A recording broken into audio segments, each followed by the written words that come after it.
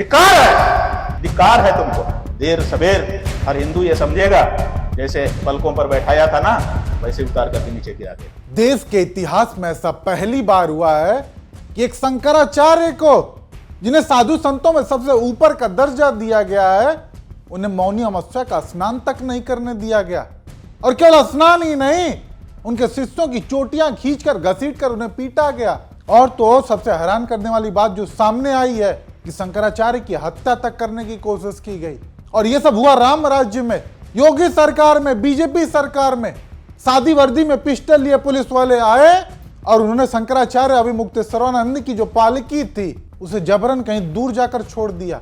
उन्हें स्नान तक नहीं करने दिया गया। सोचिए, ऐसे में आज हम आपको एक एक करके वो तस्वीरें दिखाएंगे, वो बयान सुनाएंगे जो बताती हैं कि कैसे बीजेपी के सरकार में एक शंकराचार्य की हत्या करने की कोशिश की गई, कैसे रामराज्य की स्थापना करने वाले लोगों के ही कार्यकाल में साधु संत तक सुरक्षित नहीं है, मंदिरें तोड़ दी जाती हैं, मूर्तियां खंडित कर दी जाती हैं। और ये सब बीजेपी के सरकार में होता है। और इतने के बाद जब इसके लिए कोई आवाज उठाता है तो उसे सरकार जेल में डालने का प्लान बनाती है। जबकि खुद के नेता कहीं हनुमान जी को पतंग बनाकर उड़ाते हैं तो कहीं उन्हें कहानी बताकर उन पर गेमिंग करने की सलाह दी जाती है। यानी ये वीडियो भक्तों की आंखों पर बंधी पट्टी उतारने का पूरा काम करेगी। ऐसे में इसे आखिरी तक जरूर देखिएगा, क्योंकि इसमें सबूतों के साथ मीडिया का भी दोहरापन दिखाएंगे। हर बार की तरह इस बार भी शंकराचार्य मौनी अमावस्या के मौके पर साया स्नान करने के लिए निकले थे। वो खुद पालकी पर थे और उनके साथ उनके शिष्य थे। ऐसे में वो जैसे ही कुछ दूर चले ही थे कि संगम नोच पर पुलिस वालों ने उन्हें घेर लिया। उनके शिष्यों के साथ बहस करने लगे और देखते ही देखते मामला धक्का मुक्की तक की नौबत आ गई। पुलिस ने उनके शिष्यों के साथ धक्का मुक्की की, उनकी चोटी पकड़कर बेरहमी से घसीटकर खींचते हुए ले गए। और तो और सादी वर्दी में पिस्टल लेकर आए पुलिस वाले शंकराचार्य की पालकी को खींचकर कहीं दूर ले जाकर छोड़ दिया। वो स्नान तक नहीं कर पाए। ये बहुत ही हैरान कर देने वाली बात है कि मौनी अमावस्या के दिन जहां लोग दूर दूर से स्नान करने के लिए संगम आते हैं और खास तौर पर शंकराचार्य वो आते हैं, लेकिन जब वो आए तो पुलिस उनके साथ ऐसे पेश आई। ये तस्वीरें आप देखिए, देखकर ही रोंगटे खड़े हो जाते हैं। ये कैसे पुलिस वाले हैं जो इतनी बेरहमी से पेश आ रहे हैं। उस बालक की चोटी पकड़कर उसे घसीट कर ले जा रहे हैं। साधुओं को पीटा गया, उन्हें पुलिस ने हिरासत में लेकर चौकी तक में पीटा। ऐसे में शंकराचार्य इसकी वजह क्या बताते हैं, एक बार वो भी सुनिए। ये सब जो हो रहा है ये हमारे किसी कानून के उल्लंघन से या अव्यवस्था से नहीं हो रहा है। ये हमने जो कुंभ में सच कह दिया था कि आदित्यनाथ भगदड़ का जिम्मेदार है और मौतों का जिम्मेदार है, उसका परिणाम है। या तो वहाँ से सूचना आई होगी कि इनको अपमानित करो, और या तो यहाँ के अफसर उनको खुश करने के लिए हमको अपमानित कर रहे होंगे। इसके पीछे मामला ये है। सुना आपने, शंकराचार्य खुद बता रहे हैं कि पिछले साल जब महाकुंभ में भगदड़ मची थी तो मैंने उन्हें यानी योगी आदित्यनाथ को जिम्मेदार ठहराया था।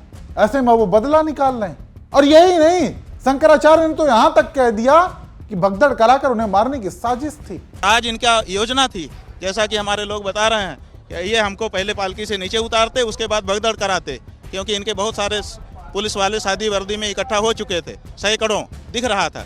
उनके पिस्टल से पता चलता है कि ये पुलिस वाले हैं। तो ये वहाँ पर भगदड़ कराते, हमको मार डालते और एक आध दो को और मारते और कहते भगदड़ में हो गया, शंकराचार्य की गलती है। ये बेहद गंभीर आरोप है कि पहले तो एक साल पहले का बदला अब निकाला जा रहा है, और वो भी योगी आदित्यनाथ द्वारा, जो कि खुद को योगी कहते हैं, भगवा वेशभूषा धारण करते हैं। नहीं, उन्हीं के शासनकाल में साधु संतों के साथ ऐसा व्यवहार कि उन्हें पीटा जा रहा है, स्नान तक नहीं करने दिया गया और अब मारने तक की साजिश। सोचिए कि जो सरकार दिन रात हिंदू हिंदू का माला जपती हो, हिंदू राष्ट्र और सनातन एकता की बड़ी बड़ी बातें की जाती हो, उसी के राज में साधु संतों को स्नान तक नहीं करने दिया गया। ये अपमान नहीं तो और क्या है। और ऐसा आज से पहले अपने देश के इतिहास में शायद कभी नहीं हुआ होगा, जब कथित हिंदुत्ववादी सरकार में हो रहा है। खैर, प्रशासन का भी पक्ष जान लीजिए कि उसने आखिरकार रोका क्यों। पुलिस ने तरह तरह की वजहें बताई है। पहला कि नो व्हीकल जोन था, जबकि वो पालकी पर थे। और दूसरी वजह क्या बताते हैं कि शंकराचार्य के साथ भीड़ बहुत ज्यादा थी, इसलिए उन्हें टुकड़ों में जाने के लिए कहा गया कि आपको पैदल ही जाना होगा। जबकि इस पर खुद शंकराचार्य ने क्या जवाब दिया है वो भी सुनिए। जब वहाँ पर गए तो पुलिस प्रशासन ने हमको रोका, और रोकने के बाद उन्होंने हमारे लोगों को घसीट घसीट के अपने कैंप में ले जा करके मारना शुरू किया। उसके बाद हमको बाहर रोके रहे और हमको कहते थे कि आप नीचे उतरो। अब बताइए, शंकराचार्य को ये लोग आदेश करेंगे कि तुम पालकी से नीचे उतर जाओ? और जहाँ तक भीड़ की बात है, वो ये कह रहे हैं कि भीड़ में भगदड़ मच जाती। तो भगदड़ मचाने इतना विवेक हमको नहीं है कि हम भगदड़ न मचाएं। और जहाँ तक गाड़ी जाती है वहाँ तक लोग साधन से जाते हैं, जहाँ देखते हैं कि भीड़ हो गई वहाँ अपने आप उतर जाते हैं। तो जब ऐसा अवसर आ जाता जहाँ भीड़ होती हम खुद ही उतर जाते, ऐसी क्या बात थी। और वहाँ से जहाँ हमको खड़ा किया था इन्होंने, लगभग 10 मीटर दूरी में बहुत सारी कारें आपकी खड़ी थी। आप लोकेशन आपके लोगों ने कवर भी किया होगा। हम कह रहे थे कि वहाँ तक तो हम पालकी में जाएंगे, उसके बाद हम उतर करके पैदल जाके स्नान करेंगे जनता के रूप में, हमें कोई VIP व्यवस्था नहीं चाहिए। वो कह रहे थे नहीं यहीं उतरो। तो अब सवाल ये है कि शंकराचार्य जी को पालकी से नीचे उतरने का आदेश देने का अधिकार माघ मेला प्रशासन को किसने दिया है? सुना आपने, 40 सालों से वो इसी तरह स्नान के लिए जाते रहे हैं, लेकिन कभी कोई दिक्कत नहीं हुई। लेकिन जब से उन्होंने सरकार की नाकामियों को लेकर बोलना शुरू किया, तब से वो निशाने पर हैं। और केवल वही नहीं, जो भी सच्चाई दिखा या बोल रहा है उसके खिलाफ कार्रवाई की जा रही है। वाराणसी के मणिकर्णिका घाट पर बुलडोजर चला, वहां से मूर्तियों को तोड़ने की सारी तस्वीरें सामने आई। क्या आपको ये तस्वीरें AI मालूम पड़ती हैं? वहां के स्थानीय लोग, साधु संत, वो मूर्तियां टूटने पर अपना दर्द बयां कर रहे हैं। क्या वो सब AI हैं? नहीं, चिंता की बात कि सरकार AI बताकर FIR दर्ज कर रही है। 8 लोगों के खिलाफ FIR दर्ज की गई है, जिसमें राज्यसभा सांसद संजय सिंह का भी नाम शामिल है। ये कोई मुगल शासन में नहीं हो रहा है, ये कोई महमूद गजनवी के शासन में नहीं हो रहा है, ये नरेंद्र मोदी जी के राज में हो रहा है, उनके संसदीय क्षेत्र में हो रहा है, काशी में हो रहा है। और इसको लेके काशी के लोगों में गुस्सा है कि वहां के पौराणिक मंदिरों को आप क्यों तोड़ रहे हैं। माँ गंगा का मंदिर आपने तोड़ दिया, जहां पर शिवालय रखा है उस स्थान को आपने तोड़ दिया। आपने अहिल्याबाई होलकर जी की प्रतिमा तोड़ दी, पूरे घाट को क्षतिग्रस्त कर दिया।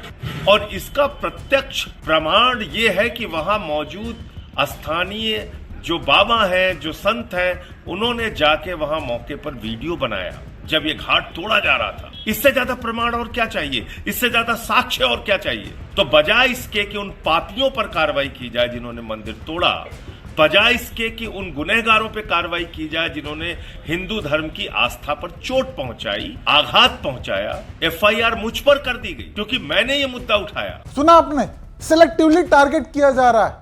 खैर, इसी पर political analyst doctor Laxman Yadav लिखते हैं कि जो बीजेपी रोज धर्म की आड़ में राजनीति करती है, उसी के शासन में कई मंदिर तोड़े जा रहे हैं और कई साधु संत पीटे जा रहे हैं। ऐसे में अगर आज हिंदू धर्म खतरे में है तो किसी और से नहीं बल्कि भारतीय जनता पार्टी से है।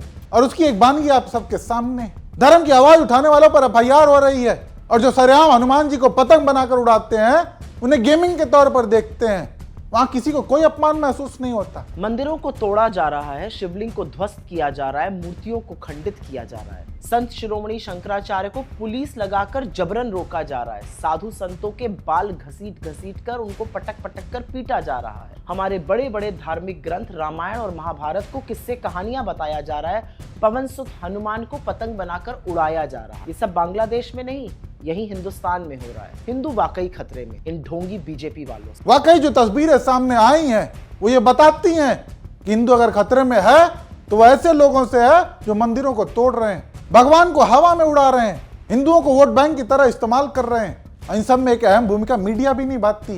नहीं तो कुछ ऐसी ही तस्वीरें अखिलेश यादव के शासनकाल में भी देखने को मिली थी, जहां वाराणसी में शंकराचार्य के ऊपर लाठियां बाजी गई थी। तब इसी मीडिया ने अखिलेश यादव को हिंदू विरोधी और न जाने क्या क्या घोषित कर दिया था। लेकिन आज सब चुप हैं क्योंकि सत्ता में बीजेपी है और ये उनके पक्के चाटुकार बन चुके हैं। ऐसे में समझना लोगों को खुद होगा कि कैसे उनको भ्रमित करके उनका इस्तेमाल किया जा रहा है। बाकी आप दर्शक इसको लेकर क्या सोचते हैं? हिंदुओं को असल खतरा किससे? अपनी राय कमेंट करके जरूर बताएं।